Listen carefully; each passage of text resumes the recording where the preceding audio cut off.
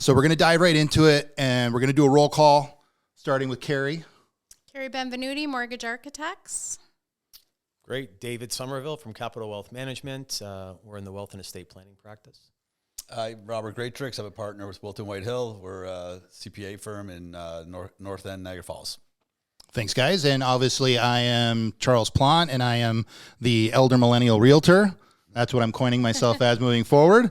So we're going to dive right into it. I'm going to start with, I had a Google form, guys, that I put out there, and I got a bunch of responses on. So we have some real quality information and questions that we can run with. To start, we have the top 5 biggest hurdles for 2022 for first-time home buyers. And this is what people responded for. So number 1 is affordability. Number 2 is debt load. Number 3 is expendable income for down payment savings. Number 4 is kind of in line. It's finances and stability, which are understandable right now. Yep. And then number 5, which definitely I am seeing as a real estate agent, is confidence in their buying power. Right now, it's a big issue. So with that being said, kind of setting the table, the first topic du jour is my parents are considering using equity to assist with my down payment. And we're going to start with Carrie, down payment strategy and gifted down payment. So there's a couple different ways to do this. Obviously, if the parents have, there's a lot of equity that's available in the market right now that we know that we've seen a significant increase year after year after year since 2016. Market just continues to blow up. We have a supply issue here in the Niagara region. So a lot of people are looking to say, how can I access equity in my home? Because I want to be able to help my kids while I'm here, right? So we have a couple different strategies there to help you while you're currently working, or if you've retired, to be able to access equity in your home. And what does that look like to be able to gift your children and help them get that start on their next leg? So whether that's 5% down or 20% down, and I'm going to sort of refer to Rob here as well, because I think if you're thinking about giving your kids equity right now, think about giving them so they can put it into an RSP. Right now, that's where David would step in, and it's going to give them a tax offset. So I'm going to let those guys speak to that, but it's a good strategy to sort of help your client, help your kids build a little bit of wealth while they're getting ready, where they can gain a little bit of interest on their investment, as well as maybe get a tax rebate. Yeah, that's a good point. I mean, that's been the home buyers plan for the RSP has been around for quite a while now. It's interesting, I was thinking about it. You think about your major purchases in life. There was a hole in the retirement planning. So I think that's when RSPs kind of came about. And you could start your RSPs at a very young age, planning for your retirement. So you have this 30, 40-year run of RSPs to help build up.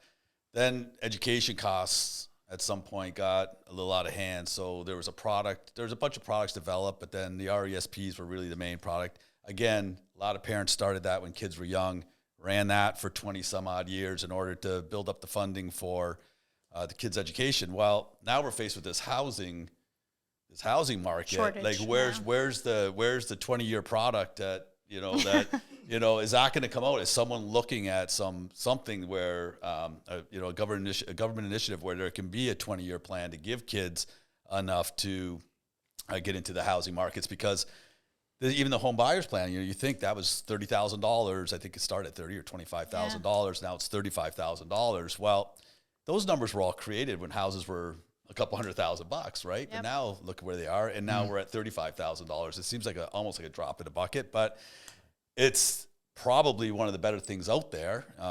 There's not much else really in terms of product for it. So this home buyers plan, as Carrie alluded to, you try to get your $35,000 into an RSP. It's going to create some refunds along the way. Maybe you can do it over 2-3 years. Create some refunds. You can top the refund. Take the refunds as well as take the $35,000 out. It has to be repaid to your RSP over the next 15 years, so you don't get taxed on it as long as you repay it. And it certainly would help, but it seems almost like it's not enough for where the market's gone, in my opinion. You know what I mean? Like, it's not enough help at this point, but it's something that I think you have to look at doing.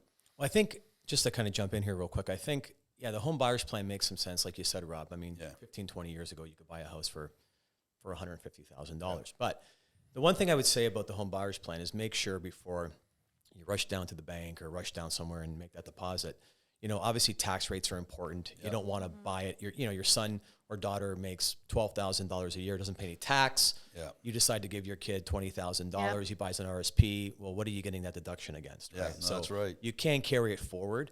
Typically under 50,000, the tax deduction is about 20%. So it would work in some cases. I mean, I think what we're finding right now is a lot of parents are coming in saying, yeah, I need to give my kid $100,000. And in our world, in the financial world, $100,000 from a 55-year-old's portfolio might make a huge impact in their future, in their retirement. But again, the places that we're pulling it from is, in most cases, a TFSA, the tax-free savings account. Yeah. Yep. That way, mom and dad can take it out. It's non-taxable. Second option might be to sell some shares, some stocks, some bonds, some mutual funds, whatever it may be. And then, of course, the third option is you may, if you have it, if parents have done a good job creating cash value in their life insurance, that's a third option. But again, it's not one size fits all. It's not do this or do this. It's really make sure you get some good investment advice from your planner, your advisor, your accountant before you go out and make these big decisions. Yeah, and I think that's part of the frustration is there is no one answer for this problem. It's we're all scrambling to try to get the best solution for a problem that doesn't really have a suitable solution, to be quite honest with you. So I've heard that there is a potential along that home buyer's plan. I did read it's not something that's enacted now, but there is some consideration where parents might be able to withdraw the RSP from their own RSP if the kids don't have it and lend it to their children or redirect it through the home buyer's plan to their children, which is not allowable right now. But it's a step I think that maybe is getting some consideration because a lot of kids don't have $35,000 to put into their RSP, right? Well, a lot of times too, like some of the ways that parents can help their kids is by helping them pay down their debt. Yeah. So if you're carrying a student loan or maybe you're carrying a line of credit, or please don't go out and buy a F-150 and then find out what your affordability, and we're going to get into that as well. But sometimes what you can do to help your kids is by setting them up so like they're debt free. So in our team, we lead with budget first. So who can qualify, what comes into qualification? And it's always, what your down payment is, what your credit looks like, of course, and we can talk about credit, what your income is most forward, and like, what is your debt? So if you're coming into this and you've got, a $24,000 student loan, or maybe you're carrying a line of credit, or you just went out and bought a new car because you're living at home and you're like, I have no overhead, I'm going to get myself a car, and that's awesome. I want you to think about sort of like, you can't live in your car, right? Or hopefully you're not going to live in your car. So there's an area where parents can sort of help their kids from a qualification standpoint, because sometimes paying off the debt will help you get into more house as opposed to putting more down. Right. Yeah, for sure.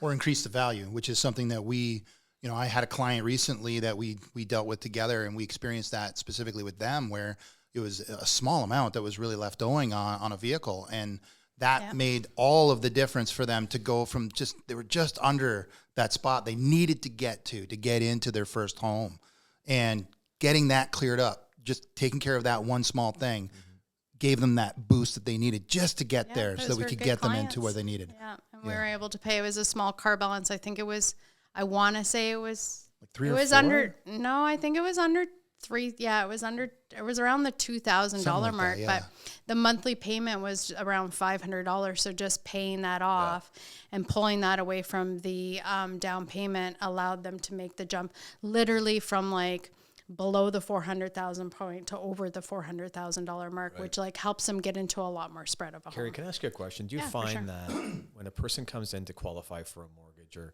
mom and dad are bringing in the kid and he's going to maybe possibly hopefully get a mortgage, what are some of the things on their debt that you just say to yourself, why do you do that? I mean, listen, we all need a car. Do we need an $85,000 F-150? I don't think we need that, right? But what do you find are the things that are... Car loan. Car loan's the big one, right? 100%. And so, they're leasing a vehicle, which is to me like, I understand the merits of leasing. I'm self-employed, so I have my accountants that usually encourage me to lease because of the write-off strategy. But honestly, it's hard to get out of a lease. So to pay out a lease, there might be a penalty, or you might not be able to get out of it, but they're coming in and we've got, a biweekly payment of $700 a month, plus maybe a student loan that's in there as well. That is just, now you're carrying $900 a month in debt load. And it doesn't feel like a lot because you live at home and your student loan is a couple $100 a month, but now you've got this car loan on top of it. So I would highly encourage you, if you are strategizing, you're thinking about buying a home, whether you're coming out of high school now or you're in university or you're living at home and you're working and you're saving, buy a beater. Yeah, I want to jump in here and say the top 5 biggest hurdles that people spoke about. The fifth one was confidence and buying power, and that really lends to that whole situation. Is if you're taking these gigantic car loans and you have all this outstanding debt, it dramatically affects your buying power. And a lot of people don't understand that. And I don't want to come from a doom and gloom place whatsoever, because our job is literally, we have worked with clients for years to get them from A to B. So just saying, you know what, this feels like it's not going to happen. It's going to happen. And that's what this sort of roundtable is about, is encourage you guys and supporting you on how to get from A to B. And there's zero shame about saying, you know what, I have $20,000 in credit card debt. Let's reverse engineer this. And we work from a budget, and we talk about how you're going to be able to pay down that debt. Maybe we're using a cashback mortgage to pay down some of that debt and roll it into the mortgage, because there is cashback mortgages that are still available, even as a high ratio with less than 20% down mortgage. So there's a lot of flexibility out there, but I like to look at your whole picture and just say, okay, how are we getting you from A to B? And if mom and dad are co-signing, what does that look like for mom and dad as well, right? So I'm going to switch gears up here a little bit. There was something that was really intriguing in our previous conversations leading up to this. Rob, one point here in this same vein, I think, was gifting funds to children via shareholder account or something, equity. Yeah, we've being an accountant, we deal with a lot of small businesses. So a lot of the questions we're getting are from small business owners, or business owners, doesn't have to be small business, but there are ways to extract funds from entrepreneurs that have their own corporations that may have a buildup of cash in there. The most obvious one is obviously if the company owes that shareholder some money, then they can withdraw that loan and at that point gift it to their children. And that's the easiest, cleanest way out if you have the ability to do that. But not all businesses have that. So otherwise, you are looking at taking something. There's some provisions that allow you to take some money from your corporations for short periods of time, a year or so. But for long-term solutions, if you don't have that shareholder loan, then you're looking at taxation of the funds coming out either by way of dividend or salary. So this is more for the parents that are business owners that are brainstorming different ways, ideas to get a hold of some liquidable funds, liquid assets. Exactly. I mean, there's that when you talk equity, it's not always in houses. People have equity in their businesses, right? So sometimes you can access that equity and do it that way. So just another way, if you have a corporation and it's done well and it's got some cash reserves, and something that maybe you want to talk to your advisors about if there's a way to access some of those reserves. What's the time? So literally knowing nothing about this, this is really new to me. So what's the time frame on that? If the parent said, hey, you know what, I've got $300,000 in equity I can pull out, what is it what's the time frame to access that and then gift it? Yeah, it's really a pretty easy thing. If it's owed to you and in terms of a loan, it's just you're repaying your loan. So it's just really cutting checks and getting it out and lending it to your children. I mean, then from that point on, you have to decide how, as a parent, you're going to, if there's going to be some arrangement to get that back at some point, maybe upon sale, maybe upon remortgaging, once the equity's there in the house. It's always good I think it's prudent to have those conversations with your children if you're doing this type of lending to, if things work out, hopefully they do, and you're able to regain that source of funding, because a lot of times that is kind of crucial for the entrepreneurs, even for people who are doing it with their own houses. Maybe that's a retirement asset for them. So replacing that money down the road is something that should be discussed, and should be planned for. That's an interesting point. If I can point. just jump in real quick too, so if you're going to do that, let's say you've got a business owner who decides to give his kid $250,000, whatever it is, but he's got 2 other kids. So our advice would be make sure you document it, make sure it's put down somewhere, make sure that the executor knows that, not that dad's going to die the next day, Right. but the one thing, the biggest way to kind of disrupt the family. So make sure you give it to the favorite kid. Give it to the boy. Give it to me, Dad. Just kidding, not to my sister. But no, but you just, again, we talk about, full disclosure. So at least the other two know, okay, what if Dad gave the son $250, didn't give the other kids $250, 3 years go by, Dad has a heart attack and dies. They're winding down the estate. Yeah. And then there's a little bit of conflict Like, on, hey, you got it's split 1/3, 1/3, 1/3, Yeah. but hey, my brother got $250 up front. So just, again, writing it down, having some documentation, talking to, your executor, let him know what's been going on. Just keep it above board. So, it's good advice. And talking about co-signers from like, we get a lot of questions.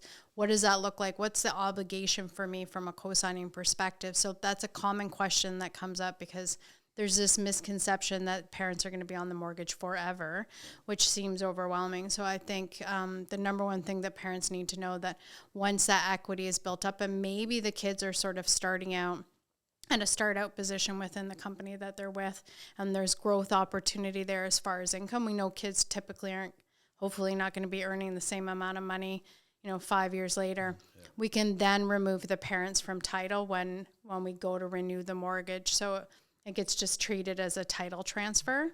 And we encourage the lawyers that we work with to ensure that they're registering from an estate planning perspective as well as from a tax planning perspective.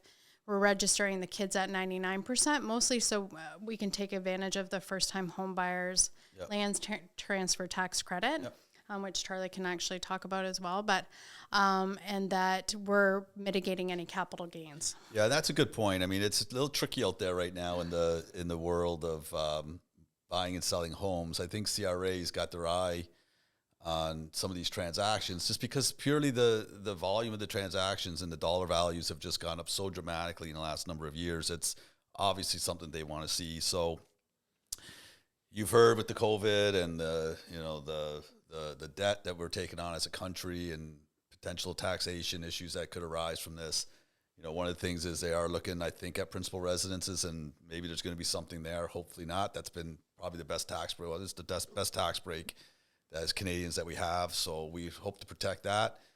The capital gain inclusion rate's 50% right now, so that I think might be on the table. I've seen that rate at 75% and at 66 and 2/3%.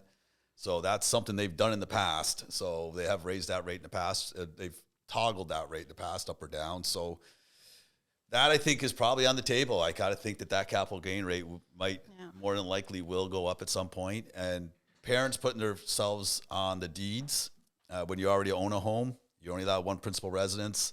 Now you're on two deeds.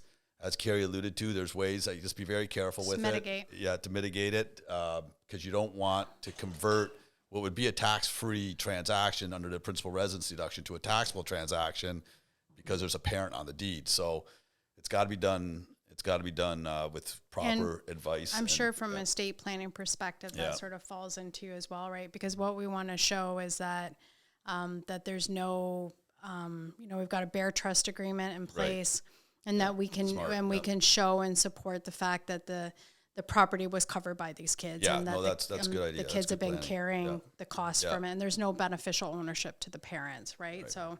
And then again, if somebody passes away, it doesn't come up like this is part of the estate, right? Because we've been proactive as opposed to being reactionary. Yeah. And speaking in the estate, just to kind of touch base on that is, if my 25-year-old son, I'm helping him out, I give him $100,000, we buy a nice little condo or townhouse or whatever it is that fits his budget. My next step is once it closes or when I'm with the lawyer, I'm probably going to look at having a will for him, because most people don't have wills. I think half of Canadians, don't have a will. Of adult Canadians don't have wills, and it's now you've got an $800,000 asset. So you die again. I'm not talking about people dying, but things happen, right? We buy insurance because it's insurance, right? Yep. But at the end of the day, for $200 or $300, you can do some of these online will kits. They're really good. Yeah, great product. You talk to the lawyer who's doing your real estate deal. You say, hey, listen, you can do the deal. Can you give me a deal on a will for my kid? Power of attorney.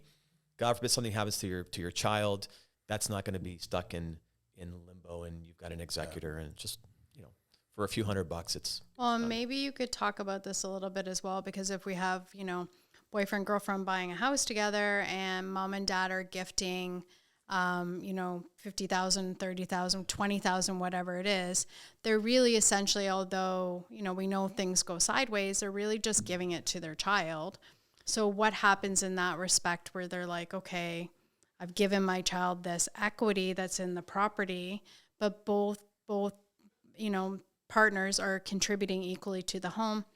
What happens if there's a breakup? How is that addressed? And how am I ensuring that my kid is actually getting back their portion of the gift that I've given to them, right? So it's a great point. Just jump in here, Rob, if I were to do that to my son, I would probably do something like a promissory note, which is just, it's a paper trail, right? So if I gave my son $100,000, let's say his partner doesn't put anything into it, I'm fronting the down payment. I do want to make sure that if that it's going to come back goes to sideways, him. I can at some point retract that back. So the promissory note, really simple. You can find them online. It's a simple one pager. But dad give son $100,000 with the intention for him to use it for his house. I can set terms. If I say to him, I want it back within 5 years, I want it back at potentially, I can recall it back within 6 months. If there's an interest rate component attached to it, so be it. And, I could also write in there that if I do die, it's forgiven at death. So it's a simple little one pager. It protects mom and dad. So again, if something happens in that relationship and they break up and they want to sell the house and they both have an equal say in it, I can put my piece of paper up front and pull back my 50 or 100. So it's a simple little. From a lending perspective, a gifted down payment is a gift. Yeah. It's non-repayable. Yeah. So we got to keep that in mind as well. But we also want to ensure that we're protecting, if somebody's coming into it. So maybe what you're doing is you're setting up a registration where maybe that, you're giving $100,000 to your son. And maybe what we're doing is ensuring that the registration and the bear trust agreement that gets set up in the beginning, it's set up equally for whatever percentage each person brought to the table. If that's what works for that couple, they might say, we're in love and everything's great and everything's perfect. And you know what, for the most part, everything actually does work out, but we also want to ensure that there's no hard feelings at the end. Cause this is the sort of stuff, again, you want to be proactive as opposed to being reactionary. Phil's saying the best offense is a good defense, right? Yeah. Exactly. A little bit of defense doesn't hurt. Yeah. So we're gonna switch gears and touch back on something that you'd mentioned earlier, but I want to just get a little bit more insight into it. Is lending funds to your children using your life insurance cash value as a vehicle? Yeah, right, Charlie. So again, pretty simple, right? I mean, I have some clients, myself included, that gifting funds. I apologize. Yes, Yeah, gifting. exactly. It's a gift. We have clients. We have lots of people that have life insurance policies with enormous cash values. Now, some parents might have a $10,000 or $20,000 cash value. Some parents might have 30, 40, 50,000. So the point is that if they don't want to disrupt their RSPs, they don't want to disrupt maybe their TFSA, and the father says, I've got this policy here. I bought it on my son, as an example. I have one on my son. He's 18 years old, and it's got some cash in it. And let's say in 5 years, he decides he wants to buy a house. Let's say the insurance policy is worth $100,000. Let's say the cash value is worth $25,000. I can then just change ownership to my son. He can then extract the money. Be careful. Talk to your insurance advisor about any tax consequence. Mm-hmm. But again, it's a way for him to pull some money out, use that as his down payment. That's an option. If it's my policy, then obviously I can do the same thing. Call your insurance advisor, ask him, say, hey, I know I have $50,000 in my insurance policy. You know what? I know it gets paid out when I die, but I want to help my kids while I'm alive. Is there any tax implication? And what typically happens? Yeah. So what happens is that we run the math, and let's say the client had 50,000 in the account. I might come back and say, hey, Charlie, great news. We ran the numbers. You can extract $40,000 non-taxable. So you say, great, Dave. I'm going to put a policy loan in for $40,000. We send you a check. You've got $40,000 to gift to your child. So it's a way to use assets other than, assets you require for retirement needs and cash flow. And I can speak to that too, because I have a whole life policy on my daughter. She's 6 and we started it when she was 1. Mm-hmm. And I did this as a vehicle. So there's going to be lots of people on this call, because the definition of a first-time home buyer could be, people that are in their 20s, people in their 30s, people that have kids, people that are recently married. But if you've got young kids, this is a really great asset that you can give your children early on. Just not a big investment. Put into your RSPs, put into whole life policy. And then you're able to give your children their down payment down the road. So I know we're talking to people that are looking for houses now, but if you're on this Facebook Live and you've got kids and they're young, and this is a great way that we're trying to mitigate through you guys buying a home, to think about being able to gift your kids their down payment. And just to kind of touch on a different point is, we had a client today call us. They have about $80,000 in their education account. So wow, they've done well, but their kids are in their 20s. They've saved their whole lives to put their kids through school. One of the children isn't going to go to school, and the other one basically had scholarships and had the ability to get some funds that way. Long story short, there's about $50,000 left in the account. So of the $50,000, the bulk of it is non-taxable. It's return of deposit. So I said to them, hey, if you want to, if the kids aren't going to go to school, you've already taken out the portion that's taxable, the grants and the growth. You could attack the remaining capital, and there's no tax consequence. Oh, So that's awesome. it's a way to use it if the kids decide, what if my kids decide to go to trade school? What if my kids decide to finish high school and get into a professional Start their own career? business, So if you have that money in there, again, what you want to make sure you do is talk to the advisor, understand that if the kids don't go to school at all, then all the grant money that you've built up over time gets paid back.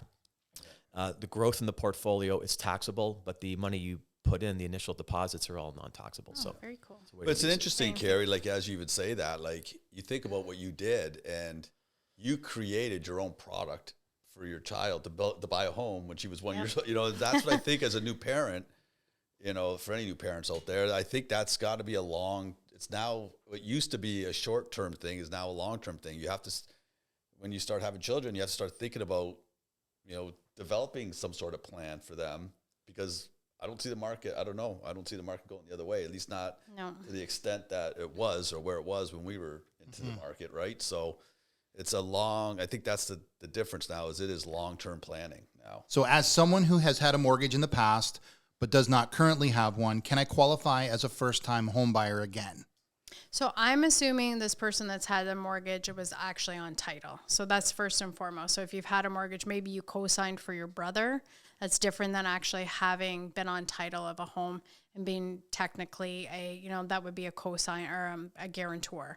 But if there's a definition has changed regarding a first-time home buyer. So first off, number one myth, you can only put 5% down if you have never owned a home before. That's not true anymore. If you were buying an owner-occupied property, meaning you're going to live in it, that could be up to 4 units. So you could be buying a fourplex.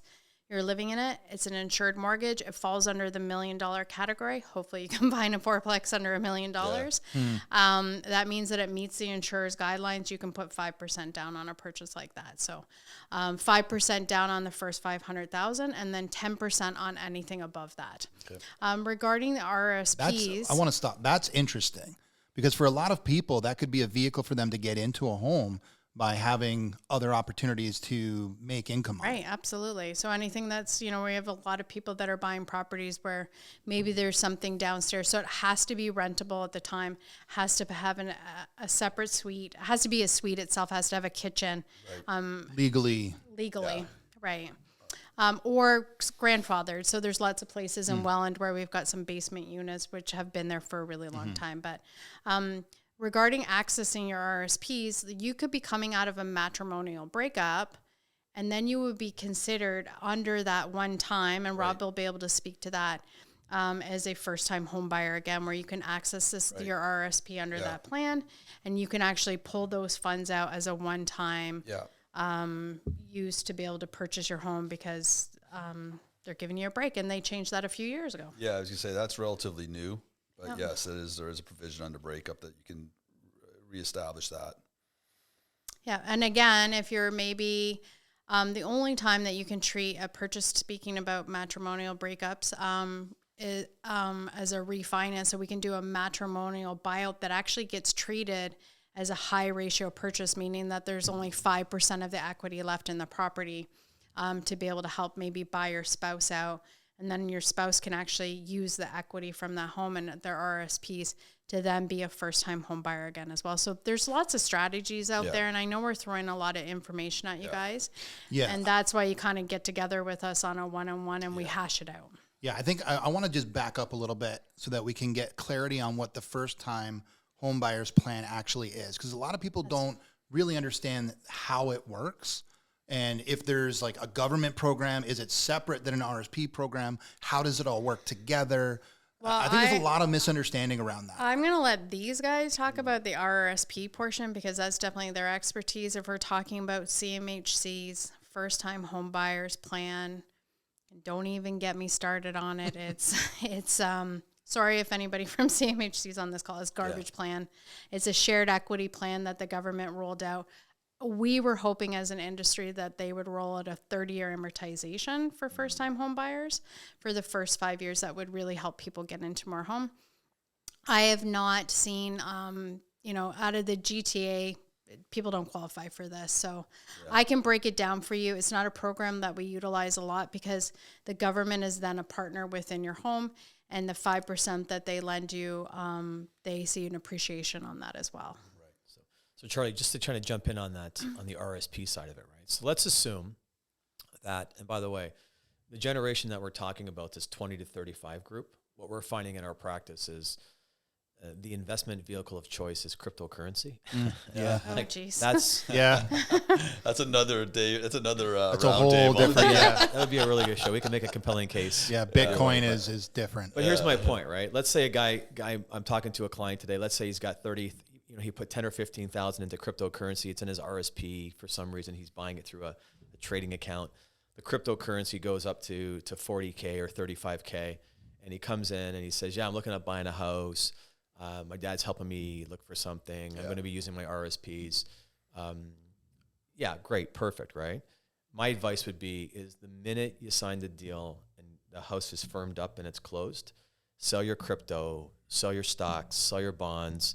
Move it to cash. Because the problem is, this 28-year-old comes in, he's got 35K in crypto.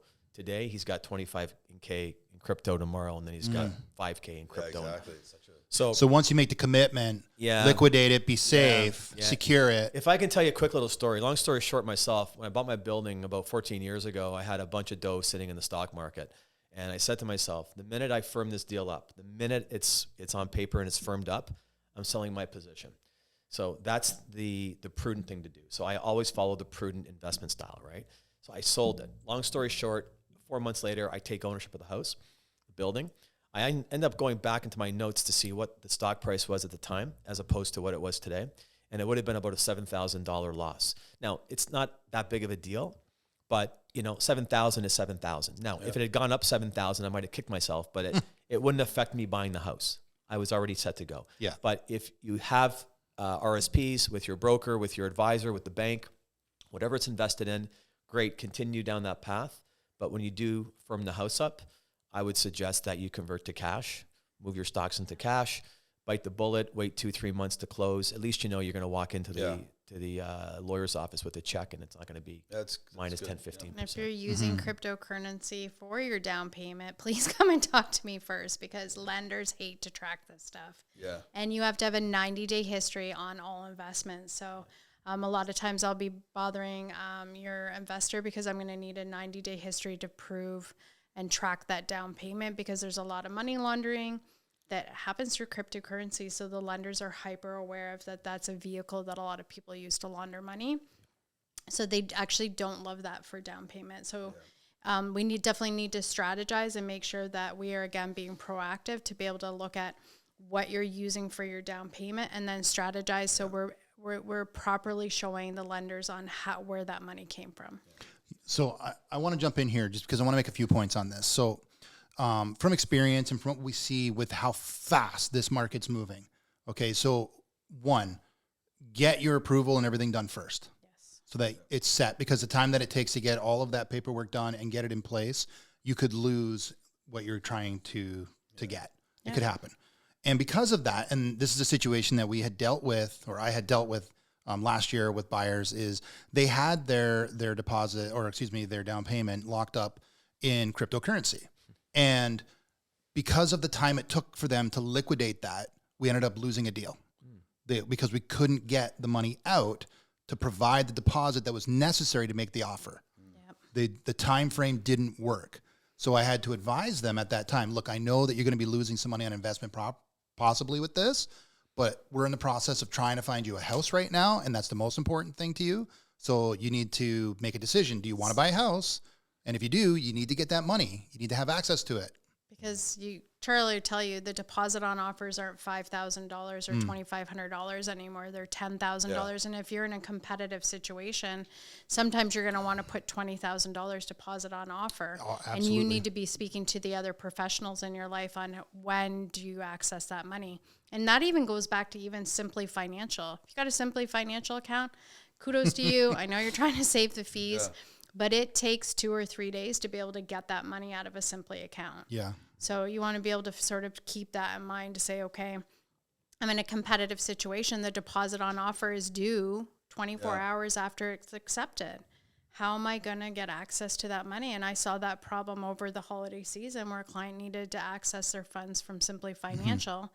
And we couldn't get proof that the money was sort of in transit. So again, if you're out there shopping, be proactive.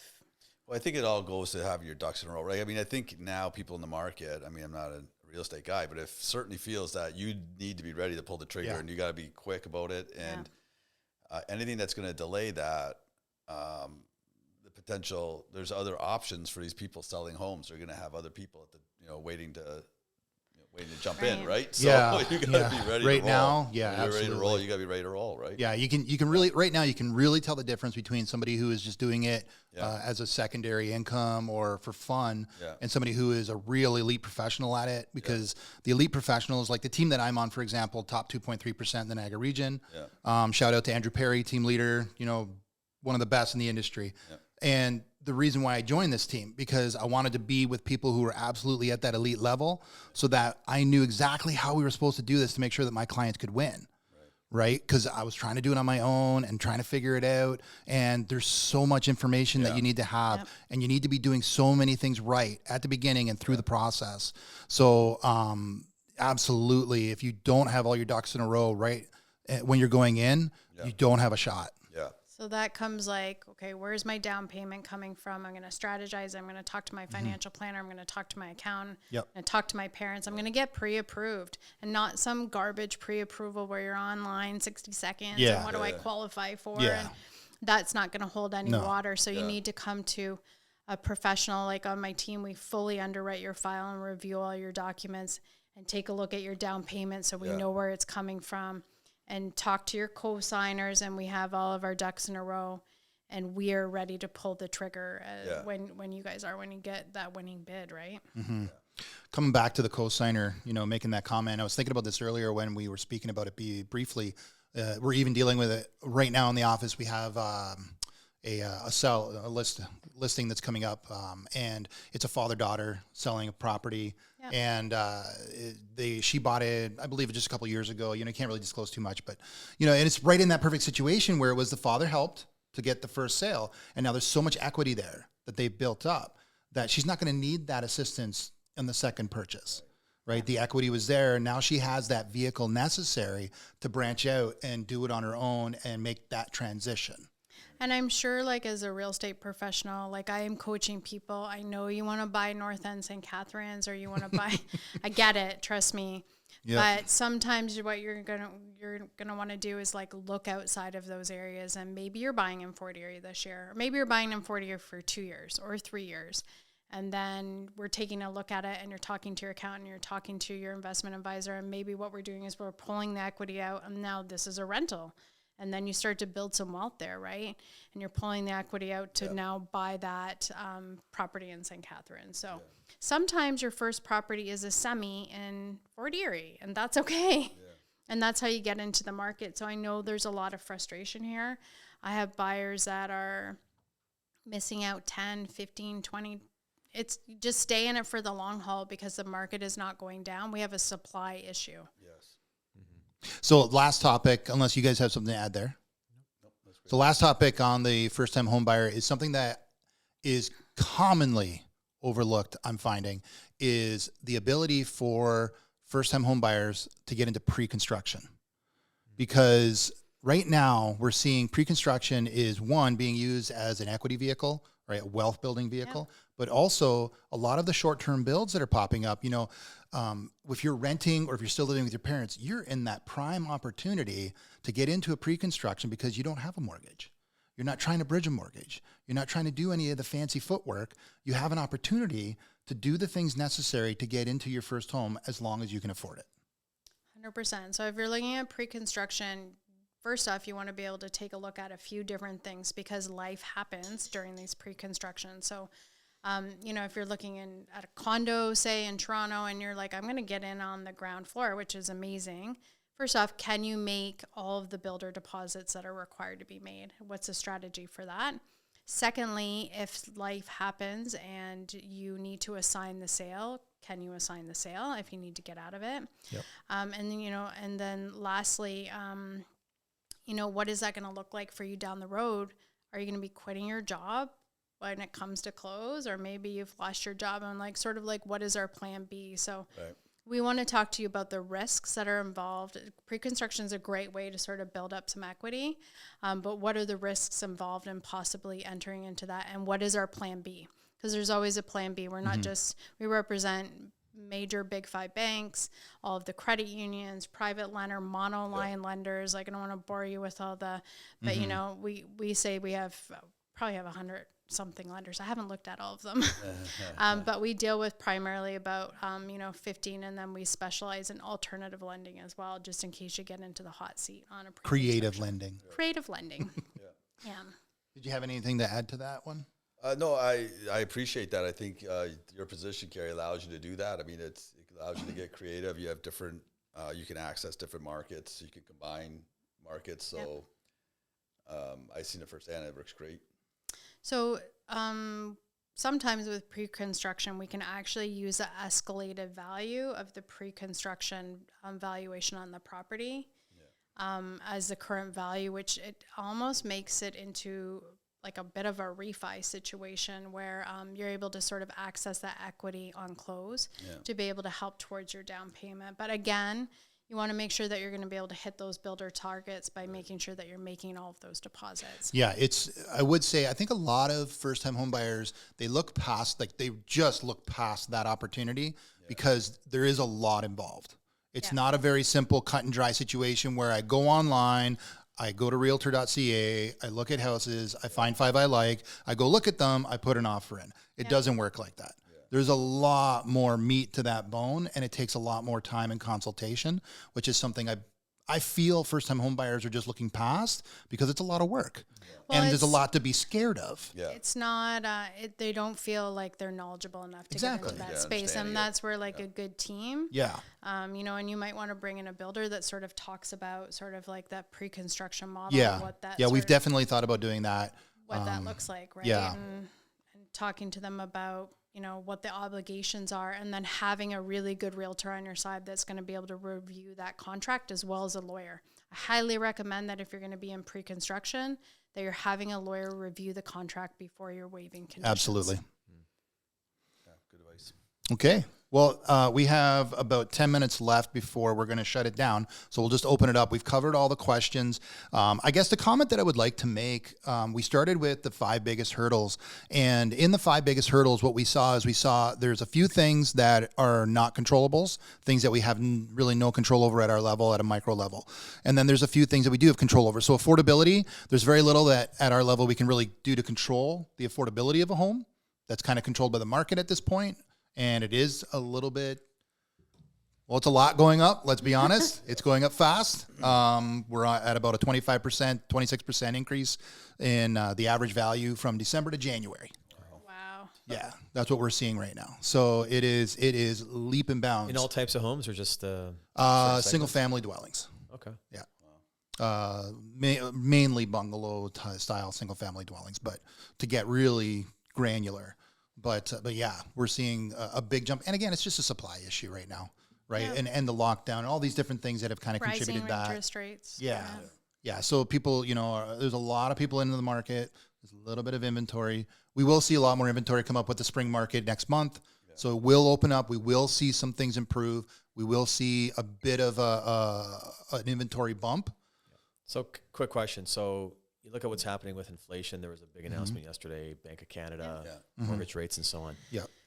You know, part of me thinks that there's a supply issue because, you know, everybody owns 5 houses.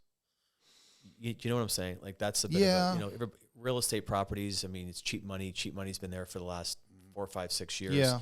Tough to not pull equity out at 2% and buy a few rental properties. But do you guys see that the interest rate change potentially is going to impact some of the, like you start to look, I got a different angle on that actually. On the investment side, not on the personal purchase side. Sure.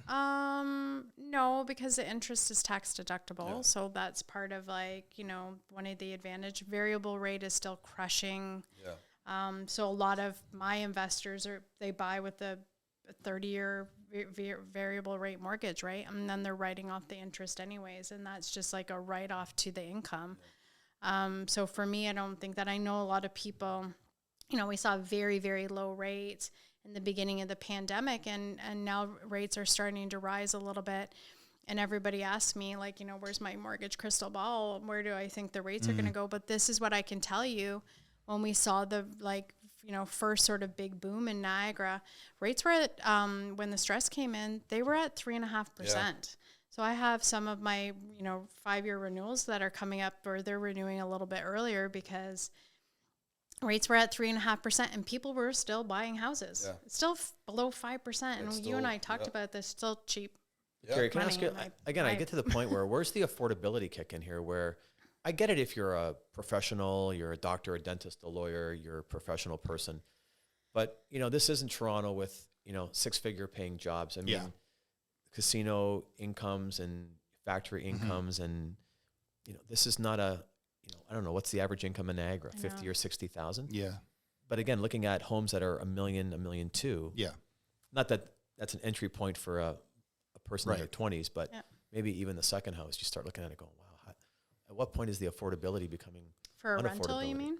No, even for a person just to own another home. I mean, at what point, if incomes were to follow the price of real estate, we'd be paying everybody $30 or $40, $50 an hour, right? But we're still paying $15 to $20 an hour. I mean, yeah, there's a lot of factors right now. So one factor we need to focus on is that in Niagara region, we are in a tourism industry based environment.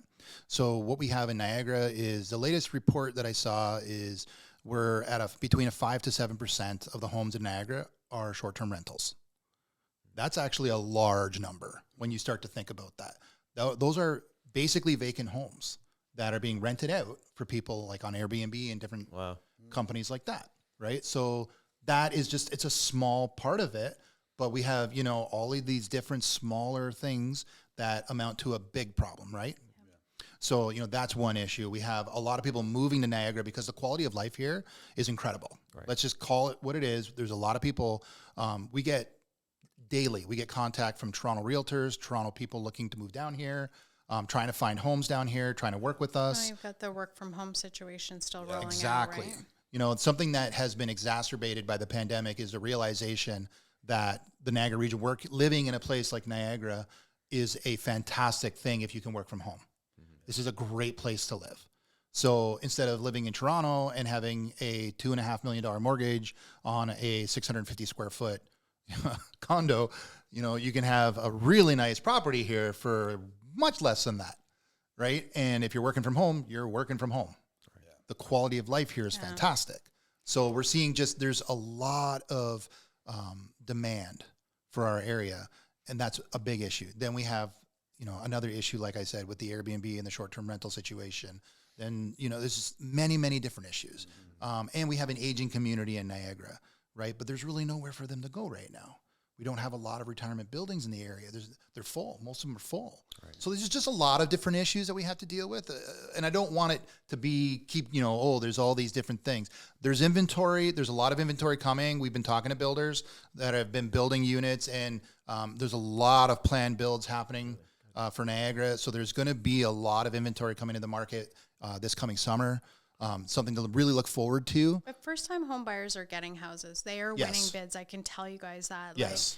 I know that it feels overwhelming. I know that it feels like you're not going to get a place. But honestly, you just need to, it will come and put a good team around yourself and like, let's talk about what you can afford and like really what is your budget. So it's always budget first for me. We give our first time home buyers an Excel spreadsheet and we're like, fill it in.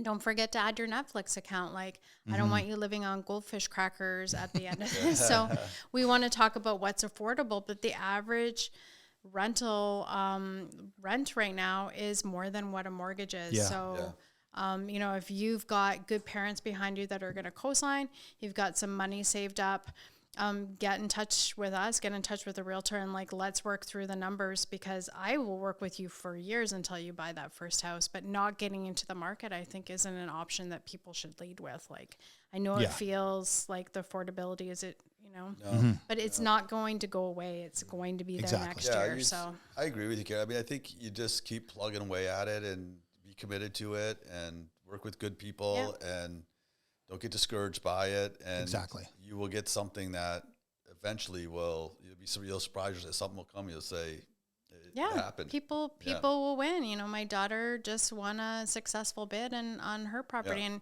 I didn't think she was gonna get it. I'm not gonna lie. I'm like, oh, she's not gonna get it. And then I was like, oh wow, this is happening. But like anything else, it's hard work, right? Yeah, absolutely. And we will go to the ends of the earth. You know, we have some first time home buyers that worked really hard. They worked a second job. We worked with them to help them build their affordability and taught them what they needed to do to be able to qualify for a mortgage. And I wrote a letter. And I'm not saying that, but it helps. Like, but that really is what it is about, though. And I think that is missed. You know, to wrap this up, is that communication is key. Yep. And the reason why I wanted to bring you three in here is because you're leaders in your industry, right? I want to facilitate, if nothing else, I want to facilitate people being able to have access to getting the services and the resources they need to get that team around them so that we can help these people fulfill their goals and their dreams. Yeah, right? That's what's fulfilling to me, is helping people get into a house, helping them achieve that, and seeing them get the keys. Oh my gosh, it's one of the most fulfilling things you could ever do. Yeah. It's so rewarding, you know, to see that smile on their face, that exuberance, that excitement. And to do that, it takes a village right now. And parents, and parents feel the same way too. Like, they're talking to their financial advisors, they're talking to their accountants, they're talking to mortgage professionals or their bank, and they're saying, what can I do to help support my kid? Because I don't want a tiny home in my backyard, you know, because really, what is the option? You know, stay at home, save your money, do not buy an F-150, meet with a mortgage professional, talk to your financial advisor. Or a Dodge Ram, or we're not picking on Ford. But there is hope. Yeah, no, that's well put. I think you're right. I think just keep going at it, and I think as parents, I think they finally realized the problem that their kids may never leave home, so they're probably motivated. They're motivated to help now. Yeah. Well, thank you very much for coming, guys. Really appreciate you giving us your time tonight. Yeah, that was great, Charlie. Awesome. Thanks so much. And Dave and Carrie. Thank you. Yeah, absolutely. Thanks.